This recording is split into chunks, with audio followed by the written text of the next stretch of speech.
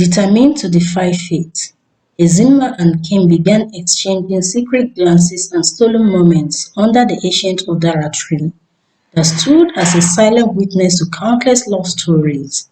It all began with Ezima's brazen attitude. In the ancient kingdom of Igbo, the air was thick with the scent of local spices, and vibrant colors of traditional attires and monuments painted the landscape. In this kingdom lived a princess named Ezima. She was the jewel of the kingdom, her beauty rivaled only by her compassionate heart. The king was very proud of his daughter, and the queen more so. The villagers bragged about their beautiful princess to all and sundry. It was said that the goddess of beauty, Olumiri, had gifted the royal family a seed of her lineage to show all that her beautiful presence would always be with the kingdom. Ezima's ebony skin and eyes sparkled like the midnight sky. This made her the epitome of beauty, grace, and regality. Yet, she longed for a love that transcended the boundaries of duty and tradition. Her heart yearned for a connection that went beyond the royal court. For this, the power of the god of love was stirred, and the charm was created. The pang drove Ezima's action. One day, as the sun dipped low on the horizon, casting a golden glow over the palace, Ezima's gaze fell upon a young warrior named Nkem.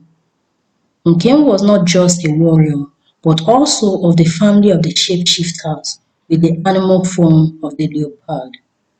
He moved with the grace of a leopard, his every step resonating with a quiet strength and intrigued the princess. Nkem's chiseled features and eyes that held the wisdom of the ancient spirits ignited a flame within Ezima's heart, a flame that burned with the crackles of love. However, tradition dictated that Ezima marry a noble suitor from a neighboring kingdom to strengthen alliances. This has been the practice for ages. A long time ago, the two kingdoms had been at war. This war lasted so long that each kingdom wanted peace but did not know how to achieve it. Finally, the nobles of the two kingdoms gathered at the behest of their kings to negotiate. A wise man then suggested that the royal families intermarry. This should be an ageless practice, they all agreed. Whenever one kingdom looks at the other and wants war, they must remember that their children are also there, the wise man has said. Ezima knew this fully well. The pangs of love for Kim weighed heavily on her heart, but she could not imagine a life without the man who had unknowingly captured her heart. Determined to defy fate, Ezima and Kim began exchanging secret glances and stolen moments beneath the ancient Udara tree that stood as a silent witness to countless love stories. It all began with Ezima's brazen attitude. She began by taking a walk every evening, carefully taking the path Nkem used when returning from the farm. She always took her maidens with her, this threw her father the king off. She is with her maidens, he always said. If anything goes wrong, I will hear about it. To avoid questions about her choice of route, the princess carefully chose two other paths. One led through the village square, just beside the section where the young marriageable men gathered in the evening on Eke market days, a day men did not go to the farm. The second path passed right in front of Nkem's parents' compound, where she was sure to see Nkem preparing the game he brought home on Nkwo market days, the hunting days. On some occasions, she would stop Nkem on his path to ask unreasonable questions. Sometimes, she went into Nkem's parents' compound to ask to buy the game their son killed for the day. When walking past the village square, she exchanged glances with Nkem. It was not long before Nkem realized that his heart skipped a beat and then beat faster each time he thought about Ezima. He began to long to see her every evening. Nkem made it a point to leave the farm on time to arrive at their meeting point under the Udara tree at sunset. He also worked harder to double the game he brought home so the princess could take one part and the other he would keep for his parents. Their love blossomed, hidden from the prying eyes of courtiers and advisors, protected by Nkem's parents, who with the eyes of elders had noticed the warmth and sweetness that Ezima and Nkem shared. The princess's maidens loved the sight and never told the king about it. In their defense they said, "Love is a good thing. We are to report anything that goes wrong, and nothing is wrong. The princess is happier and healthier." Other prying eyes around the village had noticed the relationship, and people began to whisper. As whispers of their forbidden love reached the ears of the kingdom, challenges arose. The royal court, bound by tradition, frowned upon Izima's defiance. They sought ways to put an end to their love. First, Izima was forbidden to go outside the palace. Then all the servants were made to swear on the altar of the gods that they would not bear messages between Izima and the man her heart beats for, Nkim. Bound by an oath sworn on their lives, Izima's maidens were unable to help her. The princess had no intention of causing them any harm. She knew the laws of the land too well. To console her, the maidens often told stories about what they heard about Nkem when they knew the princess could overhear them. They went about their duties around town and within the palace as usual. Izima never said a word to them, nor did she act like she heard their discussions. However, she always hoped that the gossip would continue. It was the only way she heard anything about her beloved Nkem. Months passed, and the council maintained their stand. They sent a man to the neighboring kingdom to inquire about the most eligible prince. Meanwhile, Nkem, undeterred by the obstacles, sought the counsel of the kingdom's wise elders, hoping to win their blessing. He met with many elders, but none could help. One day, he went to the village square in the evening as always, but did not sit with the young men his age. His heart was heavy. Ezima no longer walked past as usual. Lost in his thoughts, he sat on one of the huge tree trunks where the elders sat. That section was always reserved for the young men if they wanted to be in the company of the elders. James said nothing all evening, but listened intently as the elders talked. Little did he know that it was his chin that brought him to this seat on this day. Okereke, the oldest man in the village, had come to the village square that evening. It was always a rare occasion because Okereke was so old and could hardly walk without support. His sight was also very dim, and his hearing was not so sharp. However, his sense of smell was intact and his perception was ever sharp.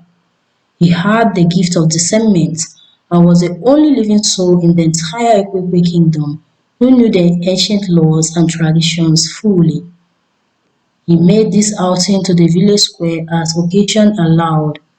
His sole aim was to pass down the knowledge. He spoke, and the elders listened. And this evening, Game had the opportunity to be counted among those who sat to listen to Mazo Kereke. It was on this fateful evening that Game heard the story about King Mbozo, the monarch whose lineage ruled his people. Here he heard the reason for the intermarriage between the royal families of Ekwekwe and Ozurumba kingdoms. Although he saw reasons for the continuation of the tradition, his heart would not let Ezima go. He secretly prayed to Chukwu to help him. As he woke from his reverie prayer interchange, he heard one elder say, "The leopards?" and came sat up, wide awake. His people were known as the leopards. Whatever this was, it was worth knowing.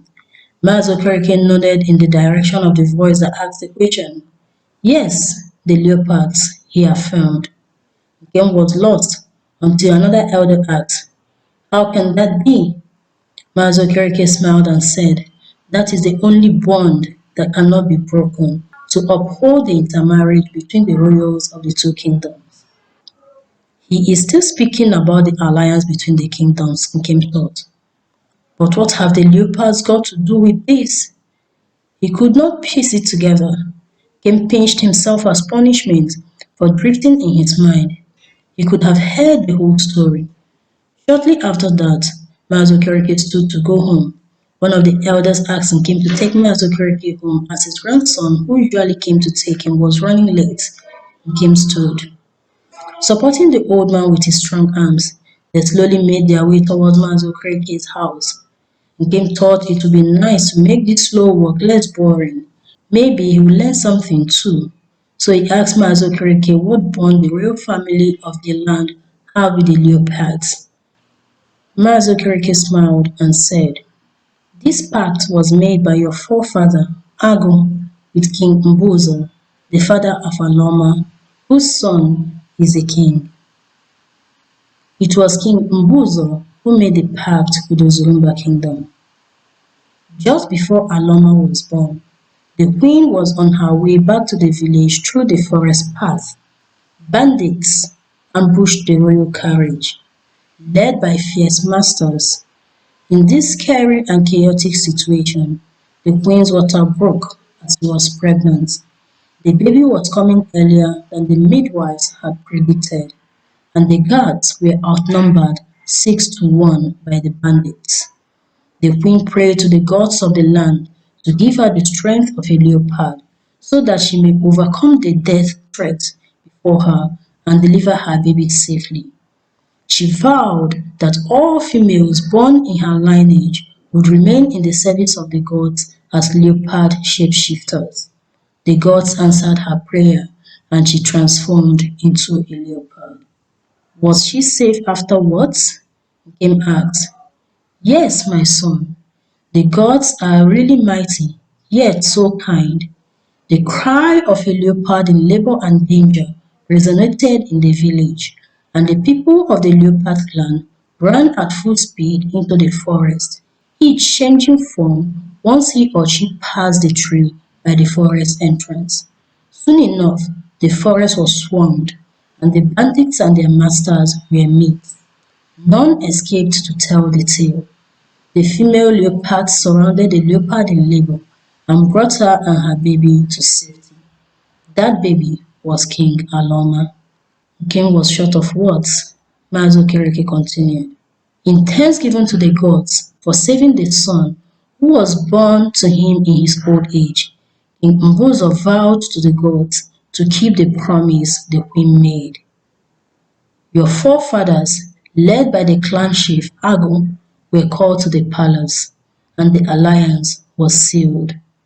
The chief priest made the necessary sacrifice, and from that day forward, although the leopards were not from the royal family, if a leopard and a royal wish to unite, the land honors it like an alliance of two nobles. Nkem could not believe what he just heard. Mazo Kirike could hear Nkem's heart throbbing. He smiled as he perceived what was in the young man's heart. At that point, they arrived at Mazo Kirike's compound and his grandsons came to help him. But before the old man went with his grandsons, he placed his hand on Kim's head and blessed him. In my lifetime, I have seen the leopard and the royal unite. May the gods bless this union. Now I can go in peace, he concluded. Kim simply bowed his head until the old man was gone. Then he turned and went home, half running, half walking. At that moment in his mind, a celestial event illuminated the night sky, marking the convergence of two souls destined to be together. He knew that destiny had smiled at him. King Owa and the elders, recognizing the rare bond between Ezima and Kim, bestowed their blessing upon the couple. Their wedding was a grand celebration that echoed through the ancient kingdom, and when the ancestors called the king home, Ezima and Nkem ruled the kingdom.